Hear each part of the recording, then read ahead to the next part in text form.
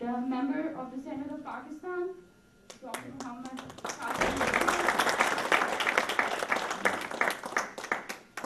Muhammad Qasim Bogio.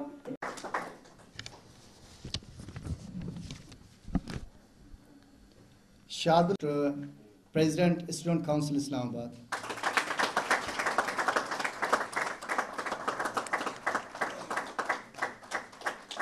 Mr. Amir Mugari, please. To come on the stage, please. I would request respected and honorable, who's all time supporting to us, very kind and very humble, Mr. Advisor Sir Ahmed Ali Qureshi, to receive the traditional souvenir of Ajrak by Mr. Amir Ali Mugari and Mumtaz Ali. These are the organizers of the event. It's an honor for us, and he is very kind and humble, always supporting us in every activity, everything. Thank you so much, sir. Thank you. Next to you, next to Mujib. He is the Vice President of the Student Council Islamabad. Council Islamabad to come and stage and please receive the traditional souvenir of Ajrak. Mr. Amir Ali Mugari, he is very hard worker. He is a good student as well. He's been working since last week and gave the traditional Ajrak to Mr. Amir Ali Mugari.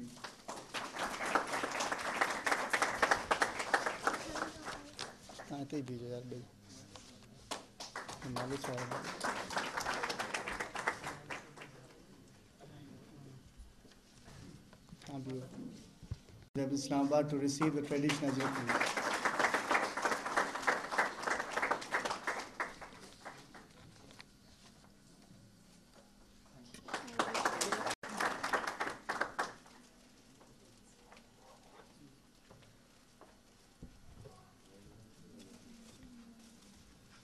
बिस्मिल्लाहिर्रहमानिर्रहीम।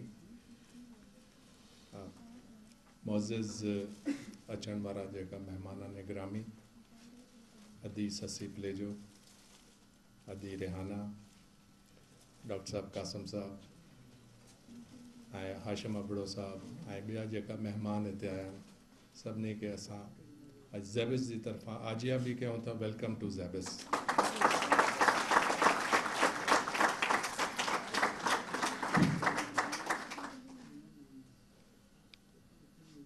If I'll say that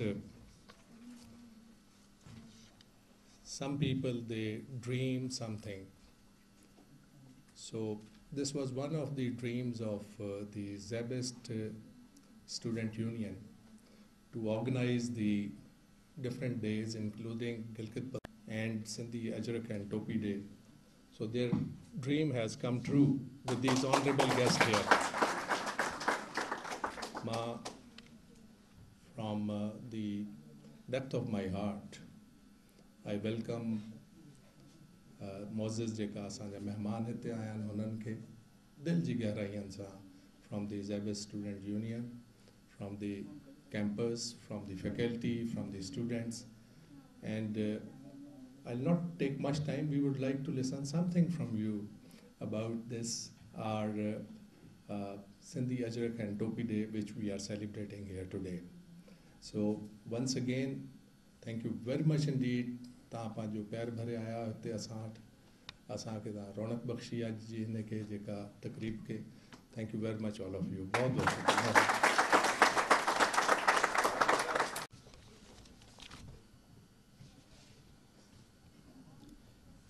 Shah साहब फरमाए तो सजण ऐं साणे के अणासीअ विसरे, हेफ़ तनी के होए वतन जिन विसारियो।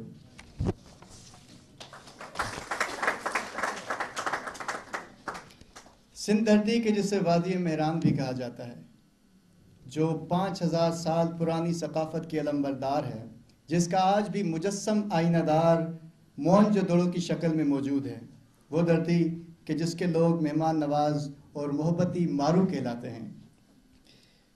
इसी पर मबनी एक मुख्तसर सी डॉक्यूमेंट्री आपको दिखाना चाहेंगे, जिसमें सिंध की तहजीब, तमद्दुन, सकाफत, तारीख़ और तस्वीर की शक्ल में मुख्तसर बयान किया गया है।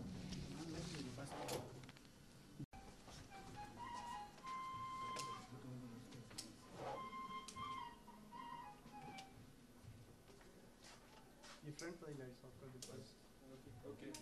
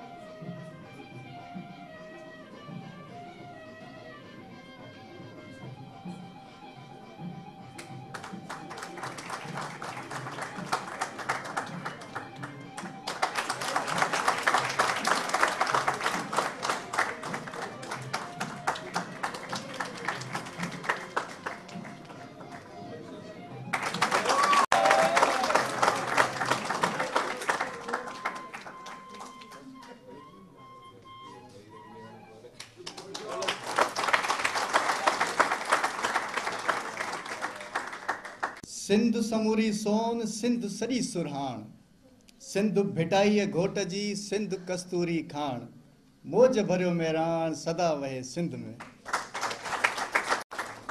Sindh, the land of sands, has a history of using ancient language like Arabic, Persian, and Sanskrit. In Sanskrit, the name Sindh was dubbed as Sindhu, meaning the ocean having fresh water. I would like to share a translation of some lines of Rig Veda, the holy book of Hinduism. O Sindhu, you are passing through the plains by carrying transparent, clean, and bright water. O Sindhu, O great commander, the sense of your fasted speed is adorned with dignity. O Sindhu, you are as if seated like a stunning princess. You are seen wearing beautiful golden necklaces that have been bestowed upon you as a treasures of victory. O Sindhu, O elegant, your dress resembles the dress of a bride, which is made of flowers. Your young age is so captivating and everlasting.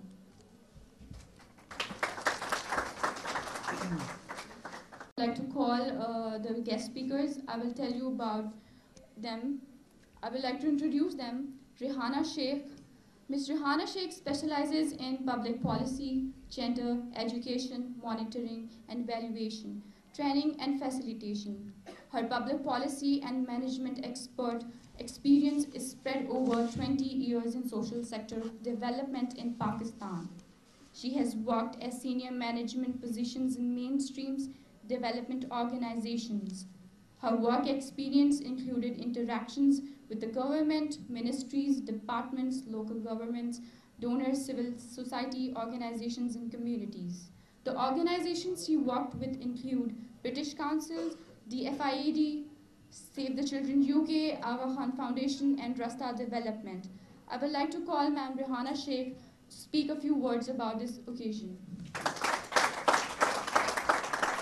प्यारा साथियों, अस्सलाम वालेकुम।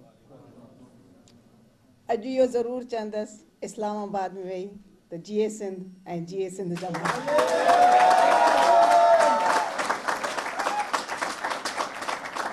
तमामु घणी बेहद ख़ुशी आहे अॼु त ज़ेबिस्ट इस्लामाबाद में कल्चरल डे पियो मल्हायो वञे, सिंध जे एकता जो ॾींहुं पियो मल्हायो वञे ऐं उन उनवान ते the Sindh, land of cultural diversity, pluralism and multiculturalism. इन मौज़ूअ जी हिन वक़्तु सख़्तु ज़रूरत आहे।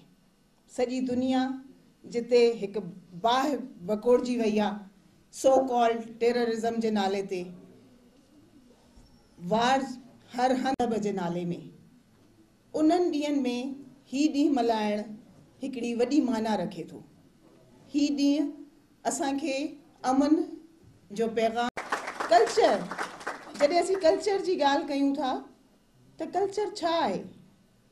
छा कल्चर सिर्फ़ु नालो आहे गीतनि जो, शाइरीअ जो, ड्रामनि जो, म्यूज़िक जो, या उन खां बि का वधीक ॻाल्हि आहे?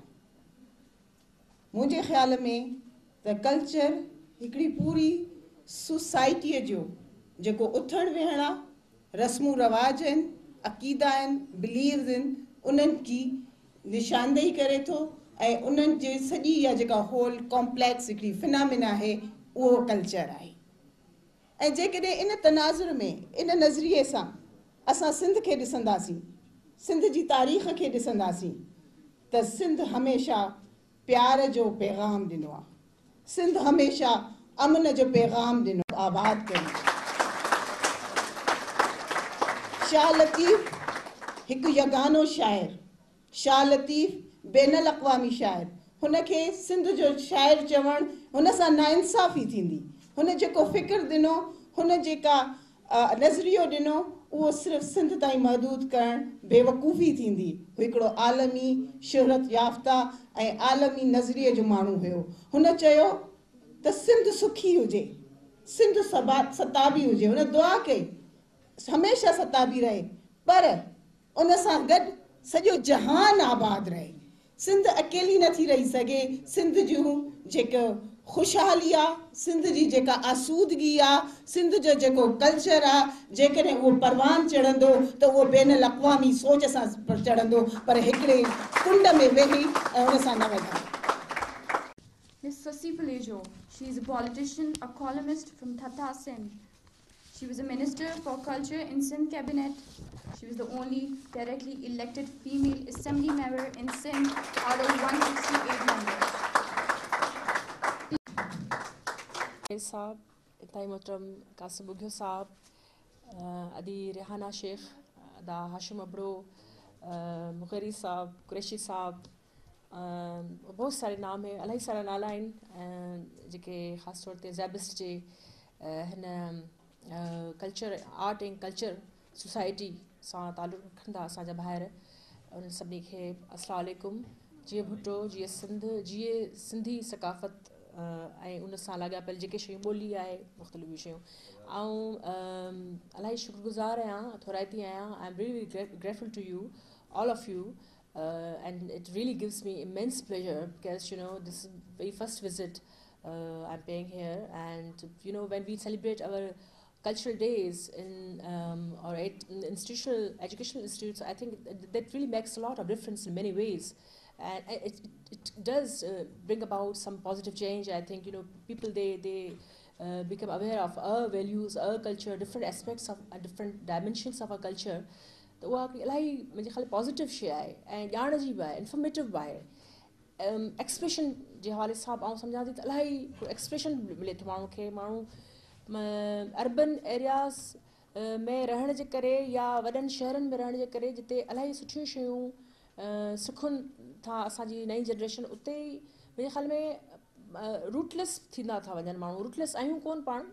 पंहिंजो कल्चर डे जे हवाले सां इलाही शयूं, so many things could discuss, about a culture. Obviously, I have to rush and attend my standing committee meeting. त उन हवाले सां आउं फ़क़ति एतिरो चवंदसि त हीअ इलाही हिकिड़ी ठली हिकिड़ी ॾींहं जे लिहाज़ खां इहा शइ न आहे। ऐं ज़ेबिस जहिड़ो हिकिड़ो इदारो हिते इस्लामाबाद कैपिटल जेको असां, इहा असांजी ईंदड़ जनरेशन्स खे बि तयारी करे पई ऐं इहा असांजे लाइ हिकिड़ी अहमियत वारी शइ आहे।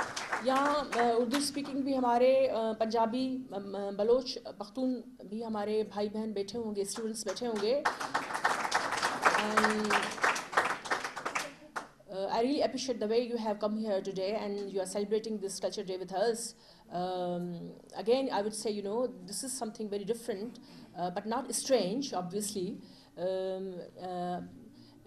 ज़रूरु पंहिंजा सिंधी ॻाल्हाईंदड़ ई वधीक ते वेठा आहिनि। ऐं एतिरो चवंदसि त इहो उनजी हिकिड़ो सिंबॉलिक वे में ई सही, पर इलाही वॾी अहमियत आहे। तहज़ीबूं जेके आहिनि उहे दरिया जे किनारनि ते आबाद थींदियूं आहिनि ऐं असांखे फ़ख़्रु आहे त असीं उन तहज़ीब सां, सिंध फ़क़ति हिकिड़ो सूबे जो नालो कोन्हे, इहो असांखे माना क्लियर असांखे करिणो पवंदो। इलाही माण्हू ख़ासि तौर ते हिन फेडरेशन में ई असां फेडरेटिंग यूनिट्स मिलाए करे हिकिड़ी फेडरेशन ठाहिनि था। उन में इहो कॉन्सेप्ट आहे त हिकिड़े सूबे वांगुरु सिंध चवंदा त सिंध को भई हम सो कॉल्ड माण्हू ओचितो पंहिंजी सियासत चमकाइण लाइ त ख़ुदा ख़ासि तक़सीम कर देंगे and we say we won't let you do that. उनजो मक़सदु इहो आहे त हीअ फ़क़ति हिकिड़ी जोग्राफी तरीक़े सां हिकिड़ो महज़ सूबो कोन्हे, हिकिड़ी एंशंट हिकिड़ी क़दीम तरीन तहज़ीब आहे जेका मां आहे ॿियनि तहज़ीबनि जी। माना हिकिड़ी उन मां जनमु वरितो आहे नंढी नंढियुनि ॿियनि तहज़ीबनि, ॿियनि तारीख़नि। फ़क़ति इस्लाम जे हवाले सां इहो जीअं पाण बाबली तहज़ीब जी ॻाल्हि कंदा आहियूं, पाण दरिया नील ते जेको आहे मिस्री तहज़ीब जी ॻाल्हि कंदा आहियूं, चाइना जी जेको आहे क़दीम तरीन तहज़ीबनि जी ॻाल्हि कंदा आहियूं, तीअं सिंध या मोंज दड़ो नंढड़ी ॻाल्हि कोन्हे। असां तव्हांखे, असांजी जनरेशन्स खे, असां खां पहिरियां जेके सदियूं विढ़ंदे रेज़िस्ट कंदे असां घणो करे असां हमला न आहिनि कया उनजो, पर असां उनखे डिफेंड कयो आहे। असां डिफेंड ज़रूरु कयो आहे। डिफेंड ईअं जो तव्हां मकली जो कब्रिस्तान ॾिसो त उन में जेके हिकिड़ा हमला आवर आहिनि उन्हनि जा ग्रेवयार्ड आहे, पर उन सां गॾोगॾु उहे माण्हू जिन अनफॉर्चुनेटली ज़िया जे दौर में ॿियनि या उनखां पहिरीं दौर में या पाकिस्तान ठहण खां पोइ फोकस रुॻो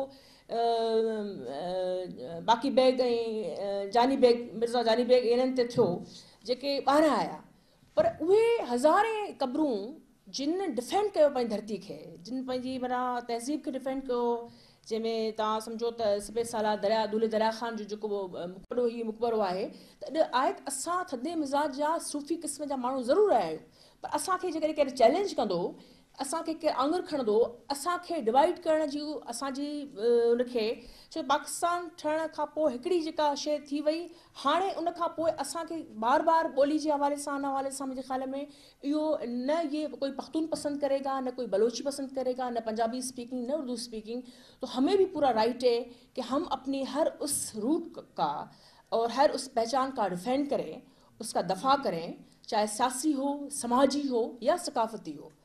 ये और ये जेका आहे, ही जेको सेलिब्रेशन आहे, इहा फ़क़ति सेलिब्रेशन कोन्हे, इहा in a way we can say that it's one form of असीं डिफेंड कयूं पियासीं ऐं असीं ॿुधायूं पिया त असांखे डिफेंड करण जी ज़रूरत कोन्हे, असीं इलाही रिच आहियूं, असांजूं पाड़ूं इलाही जेको आहे उहे हेठि आहिनि ऐं असीं ज़मीन खां मथां जिते नज़र था अचूं, पाण ओतिरा ई अंदरि असांजी फाउंडेशन जेका आहे उहा मज़बूत आहे, जंहिं करे पाण इलाही चैलेंजिस जे बावजूदि अञा बीठा आहियूं। पंहिंजी ॿोली, पंहिंजो कल्चर, पंहिंजो उथण वेहण, हीअ जेका अजरक आहे, इहा सॼे पाकिस्तान जी छा सॼे इंडो पाक जी सुञाणप आहे, हीअ मोहन जे दड़े जी सुञाणप आहे। किंग प्रीस्ट खे जेको आहे अजरक, हीअ फुली वारी जेका आहे इहा पातल आहे, असीं इहा फ़ख़्र सां पाईंदा आहियूं। उन जो मक़सदु इहो वे में असीं को बायस असीं को आणण था चाहियूं या असीं का डिस्क्रिमिनेशन चाहियूं था. No, it's not that way, you know. We want to let people know that, you know, this is something which gives us sense of pride. ऐं उन हवाले सां मुंहिंजे ख़्याल में इहो जेको अॼु बि ख़ुसरू परवेज़ साहब ऐं मुग़ैरी साहब, कुरैशी साहब ऐं ॿी जेके असांजी सोसाइटी जा ऐं ऑर्गेनाइज़ेशन जा हिते जा आहिनि स्टूडेंट्स जिन अॼु डिस्ट्रीब्यूट कयो आहिनि. ऐं थोराइती आहियां त हीअ अजरक जी जेका आहे इहा सिंबॉलिक वे में भले हुजे, पर असीं जॾहिं अजरक खे यादि कयूं था त असीं मौज दड़े खे यादि कयूं था, असीं अजरक खे यादि कयूं था त सिंधी ॿोली खे यादि कयूं था, असीं सिंधी सकाफ़त खे यादि कयूं था, असीं पंहिंजे रूट्स सां अञा हिकिड़ो दफ़ो वरी गॾिजूं था. ऐं उन सां गॾोगॾु जीअं रिहाना ॻाल्हि कई, ऐं थोरो रुॻो हुन ॻाल्हि कंदसि त जेके असीं रुॻो सेलिब्रेट कयूं था उहो ज़बरदस्त ॻाल्हि आहे, पर उन सां गॾोगॾु जेके बीमारियूं आहिनि सोसाइटी जूं के पूरे पाकिस्तान जे कॉन्टेक्स्ट में या असांजे अलॻि सूबे सां, पर असांजी मुंहिंजो पंहिंजी असांजी थोरी अलॻि सां बि हिकिड़ी सुञाणप आहे, छो असीं क़दीम आहियूं, ॿियनि सूबनि खां असां वधीक उहो चई सघूं था. तंहिंजे करे आउं सम्झां थी त उहा शइ जेका मुख़्तलिफ़ नेगेटिव पासा आहिनि उन्हनि खे ॾिसण जी ज़रूरत आहे ऐं उनखे ओवरकम करण जी ज़रूरत आहे. उन में असांजे कुल हिते बहसियत रियासत अपोज़िशन भले हुजूं, असां ते ज़िम्मेदारियूं आहिनि, तव्हां ते ज़िम्मेदारियूं आहिनि, असांखे पंहिंजी नई जनरेशन्स जूं ख़ासि करे students, you people, you can play a very vital role. You can bring about so many positive changes in our society. For that, you will have to come forward in order to, you know, bring some real change. Chemistry तव्हांखे वणंदी, उहा तरक़ी तव्हांखे तॾहिं मथे खणी ईंदी जॾहिं अमीं हेठि ॻंढियल हूंदा. अमीं हेठि ॻंढियल कोन हूंदा, कॉम्प्लेक्स जा पाण शिकार हूंदासीं त असां मथे कोन हूंदासीं. हीअ हिते शइ रहिजी वेंदी, हीअ हिते, ऐं माण्हू खोखलो हूंदो. तव्हांखे जेकॾहिं वज़नदार हिकिड़ी का शइ खपे त उन लाइ ज़रूरी आहे त उहा पैरेलल शयूं हलनि. तव्हांजी बैकग्राउंड ऐं तव्हांजी ॿोली, तव्हांजी सभु शइ ऐं प्लस जेको आहे whatever you are gaining learning in new world. Obviously, you know, these things go together. ऐं हिकिड़ो दफ़ो वरी तव्हां सभिनी जी अॾा पिया अचूं, पर मूंखे ब्रीफ फी सही जेका इंटरेक्शन हिते थियो आहे मूंखे इलाही हुन में पॉज़िटिव हिकिड़ी ख़ुशबू अचे थी ऐं सुठो लॻे थो. तव्हां सभिनी जी जेका आहे उहा हिकिड़ी फ्रेग्रेंस जेका आहे कल्चर जे हवाले सां मूंखे लॻे थो तव्हां इलाही एक्टिव आहियो. तव्हांजी जेका ख़ुशी थी जेके तरीक़े सां तव्हां कंपेयरिंग कई पे, उन मां लॻो त you are very well aware of background. ऐं जेके असांजा सीनियर हिते वेठा आहिनि टीचर या हा प्रोफेसर्स या ॿिया जेके आहिनि साथी, ऐं उन्हनि जी बि थोराइती आहियां. मूंखे इनशाला वरी बि असां ईंदासीं, हीउ पहिरियों विज़िट हो, पर इनखे असीं बार बार तव्हां सां असीं ॻंढिजणु चाहींदासीं. ऐं इलाही शयूं अहिड़ियूं आहिनि, इलाही चेंजिस अहिड़ियूं तब्दीलियूं आहिनि जेके पाण में आस्ते आस्ते आस्ते भले कि हिकिड़े एजेंडा ते, ॿी एजेंडा ते, टी एजेंडा ते, पर हिक ॿिए खे असीं नुक़सान खां वागा कंदासीं, एप्रिशिएट कंदासीं. वॾी महिरबानी. GS जामे मोहब्बत PSN. आख़िर में हिकिड़ो शेर आहे, उहो सॼी सिंधी ॿोली, सिंधी कल्चर ऐं सभिनी जे नाले में, बल्कि सभिनी जे लाइ आहे त जो सिज आसमां ते जगमगाईंदो ऐं चंड पिणु लही अची कदम ते सर झुकाईंदो. बहार नेठि मुरकंदो ऐं हुस्न गीत ॻाईंदो. उथो त आसमान खे ज़मीन ते लाहींदा अचूं, जहां खे ॾियो मुबारकूं. असीं पिया ॻाईंदा अचूं, तव्हीं पिया ॻाईंदा. Stage and receive the certificate of excellence.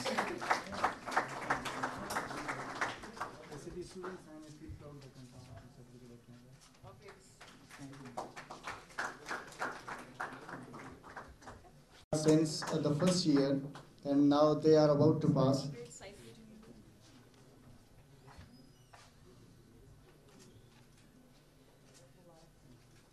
Thank you, madam. Thank you. गाड़ा घोट भांगा थींदई कीन की अल्लाह जी थी ओट. वॾे वाके था चवनि घोट ये अड़मोट. तोखे ॾूंकी चोट साड़ींदासीं सिर सां.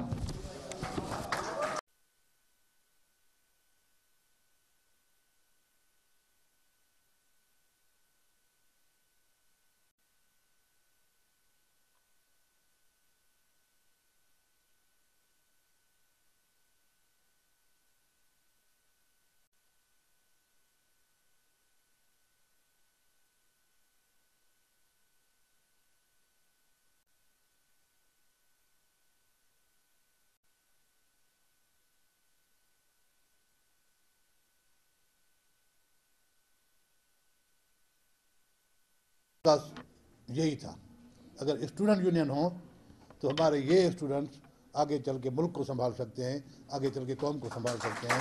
इसी यूनियन से बढ़ते हैं. तो मैं ज़ेबिस्ट को मुबारकबाद देता हूँ कि आपने एक शक्ल में इसको स्टूडेंट काउंसिल को ज़िंदा रखा हुआ है और आगे बढ़ रहे हैं। यकीनन जो हमारे सिंधी नौजवान यहाँ पे हैं या जो सिंध से मोहब्बत करते हैं या सिंध के कल्चर को जानना चाहते हैं, सिंधी ज़बान को समझना चाहते हैं, वो यहाँ मौजूद हैं और इस दिन को उन्होंने मनाया है, तो ये एक मुबारकबाद उनके लिए भी। मैं ये इस इदारे को और आगे बढ़ाएंगे, इसकी जो नेकनामी है उसमें और इजाफा होगा और ये इन चीज़ों पे जो लिबरल कल्चर है, जो मल्टी लिंगुअल और मल्टी एथनिक हमारे मुल्क के, उसकी वो शनाख्त बन के आएंगे और यहाँ से ये मैसेज जाएगा कि ये हम सबका मुल्क है, ये पाकिस्तान गुलदस्ता है, इसमें सारे फूल होंगे, एक फूल नहीं होगा, सिर्फ गुलाब से गुलदस्ता नहीं बनेगा, इसमें चमेली भी आएगा, मोतियों भी आएगा, इसमें राबेल भी होगा, इसमें गेंडो भी आएगा, तो ये सारे फूल मिलके गुलदस्ता बनेंगे जिस तरह पाकिस्तान है। पाकिस्तान बलूचिस्तान भी है, पाकिस्तान फाटा भी है, पाकिस्तान कश्मीर भी है, तो ये सारे फूल हैं जो इस गुलदस्ते को, पाकिस्तान को एक अच्छी शक्ल देते हैं। जो हम बायस नहीं हैं, हम मोहब्बत से रहेंगे।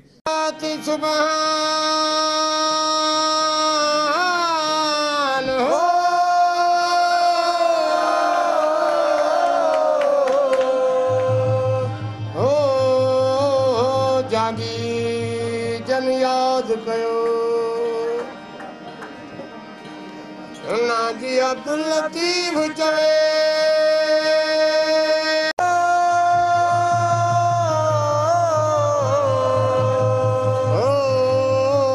मिटी लधो माण कोड़े कन्ना सलाम अतियासन उन जे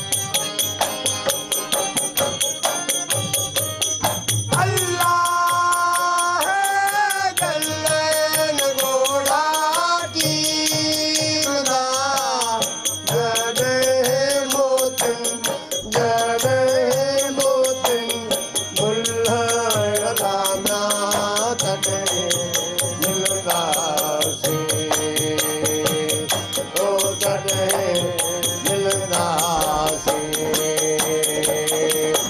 टीड़ी पवंदा डालीए घणे घड़ा गुल अलामिया तॾहिं मिलंदासीं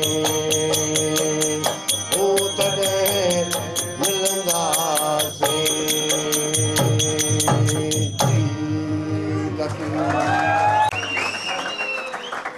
अल्लाहू जेके में हर कन्हैया तू कंधे लहर लुली दे मेरा दिया जेके में हर कन्हैया तू कंधे लहर लुली जेके में हर हुम्मा हुम्मा प्यारी हुम्मा हुम्मा वो सुनी हुम्मा हुम्मा गुजरन हुम्मा हुम्मा भल भंडारी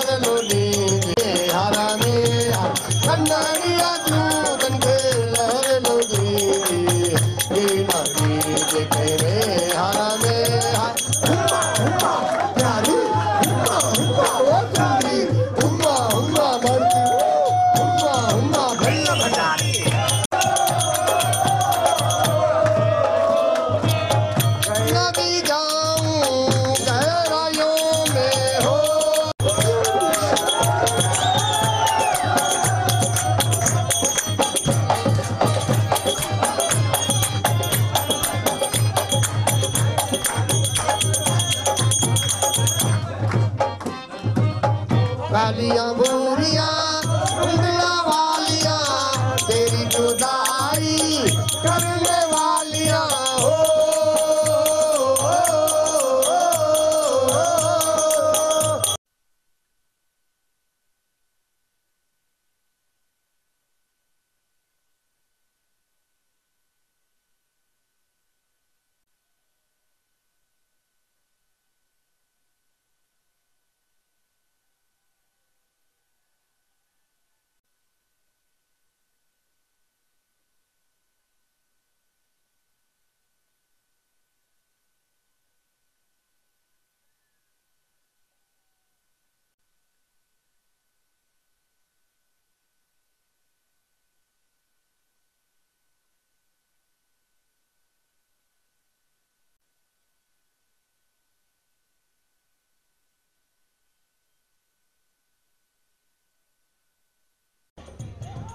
बिस्मिल्लाहिर्रहमानिर्रहीम। बिस्मिल्लाहिर्रहमानिर्रहीम।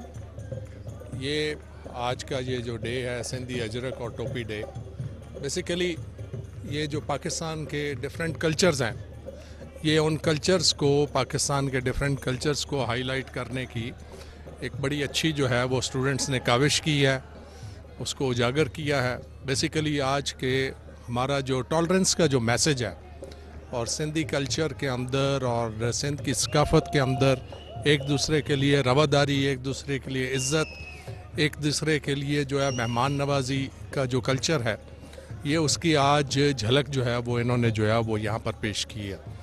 और आज के इस पुरआशोब ज़माने में जब पाकिस्तान को बहुत सारे चैलेंजेस हैं, तो सिंध धरती, इसके रहने वाले लोग, वादी सिंध के लोग अपने इस टॉलरेंट कल्चर को जो है वो उसके ज़रिए इस मैसेज को, टॉलरेंस के मैसेज को दोबारा उजागर करने की कोशिश कर रहे हैं।